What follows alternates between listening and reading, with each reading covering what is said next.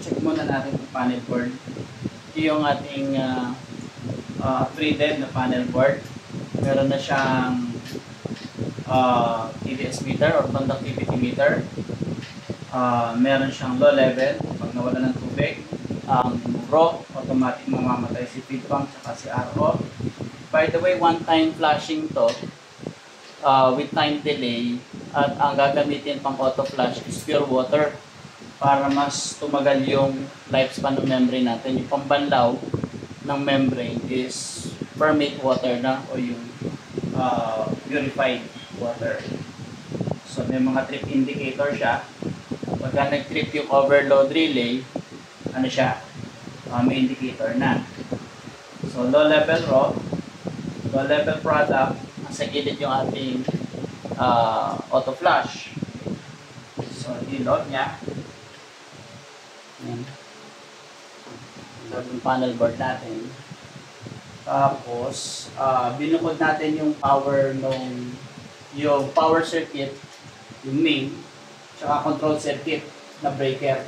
Yan, para mas madali mag-troubleshoot. Nakahiwalay yung control circuit sa power circuit. So ito yung probe nasa gilid, yung probe ng ating TDS o conductivity. Okay, so on natin si control circuit. So meron na tayong voltmeter, ammeter, at conductivity. So emergency stop. Stop siya. Yan. So okay, so check natin. So si feed pump, yan, magana, bilaw. So si RO, pagka energy yung reverse osmosis or production dyan,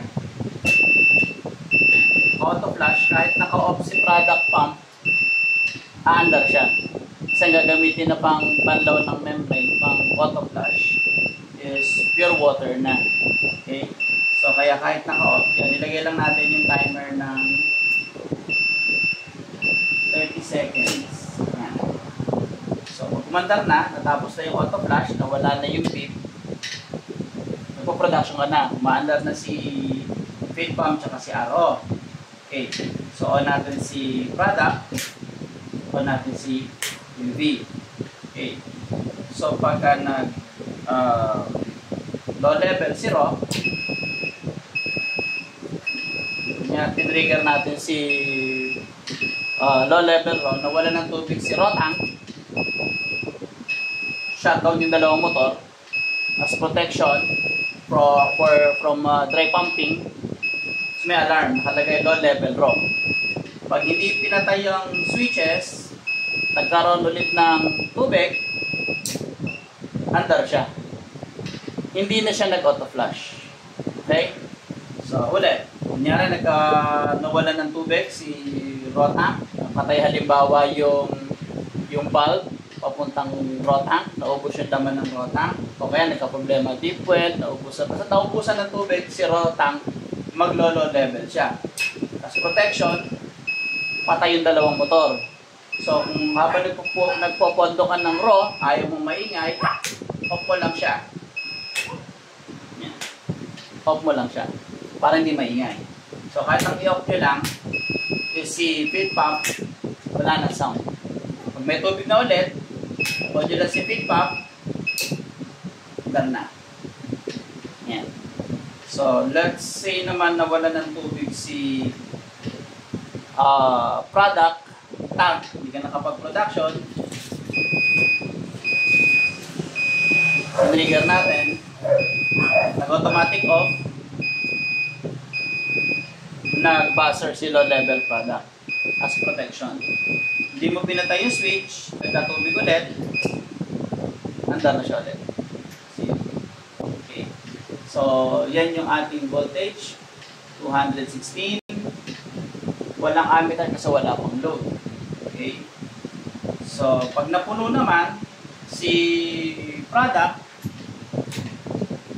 patay ang motor, nakailaw si product natin. Okay? So, patayin natin si product, patayin natin si UV. Yan. naubusan ng tubig si product or bumaba yung level ng product tank, under siya. Hindi na siya nag-auto flush. Okay.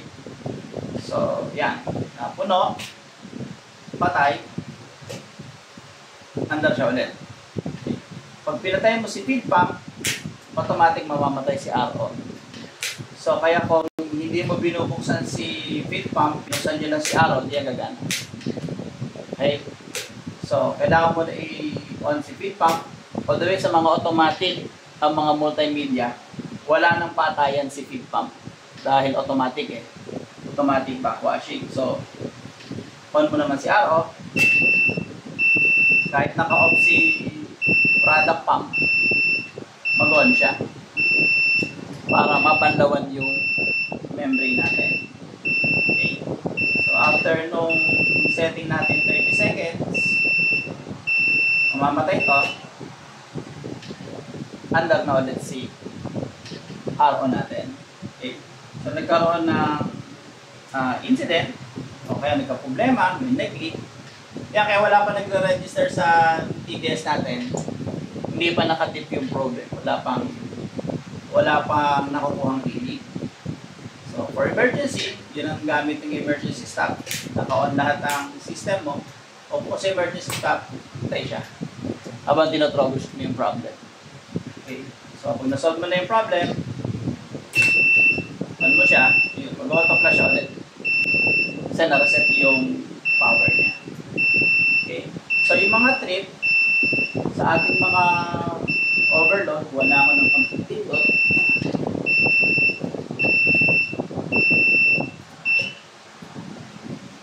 Test natin yung trip. Let's say, i-trip natin si RO.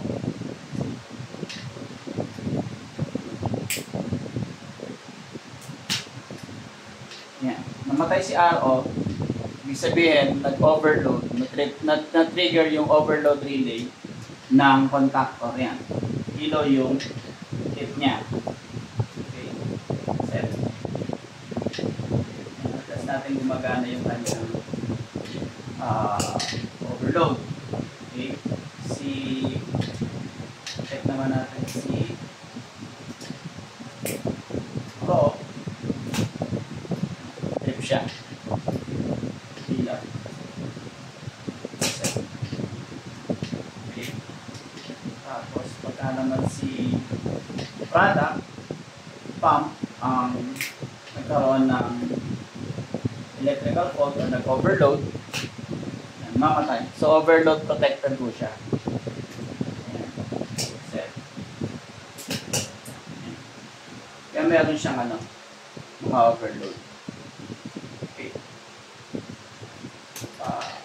Kita natin na mas malapit. Ayan. Ito yung ating panel. Ayan. Ayan. Ito yung probe para sa conductivity meter. Ayan. Ayan siya. So, ayan. Kung gusto niyo magpa-upgrade yung panel board, DM nyo lang ho ako. Ayan. Tsaka kung ano yung gusto niyo sequence ng operation. Pero so far, sa mga water station, ito na yung ideal na hindi magbabacuum ang FRP dahil meron tayong low level. Pag nabawasan, sa pressure naman na magti-trigger is low pressure switch. And lastly, naglalagay tayong vacuum breaker para protection na hindi mag-vacuum o mayupi yung ating mga softener. Yan. So, ito pala, naka-integrate din sa design nito na pagka nag-backwash, let's say sa mga automatic na controller ng mga FRP, nag-backwash ang isa sa mga multimedia, sediment, carbon o softener nag-backwash. At nag-RO kayo, nagpo-production kayo. Naka-incorporate dito sa design, automatic mag-go-off ang RO. Basta na-trigger yung backwash ng kahit alin doon sa tatlo. Kaya softener, multimedia o sediment. Kasi minsan napapabayaan ng bantay, hindi na-check yung time of day. Hindi nila nababantayan. Let's say, sinet nila ng alas 7 ng umaga. Dahil pumapasok naman daw siya ng alas 6. May instance kasing ganun eh. Meron tao, operator ng water station, sinet niya ng 7 a.m. yung backwash.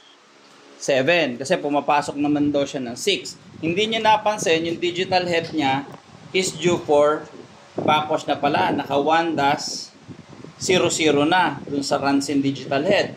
So pagdating niya, ano na siya? Nagpa-fast rinse na. So pumasok yung tubig alat dun sa membrane, medyo na vacuum konti yung softener, parado membrane. So yun, dito naka-incorporate na. So ang mga level ng security nito, mga safety features niya, una nga, pag nawala ng tubig si ProTank, shutdown dalawang motor, protected, at merong alarm to notify yung operator na may problema. Pangalawa, yan, puno si product nyo, may indicator na magsasabi na, kasi minsan diba, binubuksan na ganun yung switch, magpo-production, hindi nakita dun sa gauge, o yung ibang technician hindi naglalagay ng level hose sa product tank. Oh, sir, pinipindot ko yung switch ng raw pump, ayaw umandar. Eh, yung pala, walang indicator. Yung pala, puno. Eh, kako hindi aandar. Nakailaw pala yung product tank full. Okay? So, nawala ng tubig, siya. Yung ating product pump, protected din. Hindi aandar yung motor pag walang tubig o mababa na doon sa sinet nating level ang laman ng product tank. Yan. Katubig ulit, andar siya. Bukod doon sa electrical na nagtitrip, pagka naman electrical overload o tumaas bigla yung amperahe o nag-short circuit, mamatay siya. May overload ka na, may breaker, may interlocking relay pa. So, yung panghuli nga na dinagdag namin, na mag-backwash ang isa doon sa tatlong FRP, shutdown si RO. Okay? So, sana nakatulong. Karoon kayo ng magandang idea. Yung tinatawag nga natin ideal sequence of operation. Okay? Oh. Yan. Computed natin mga size ng wire.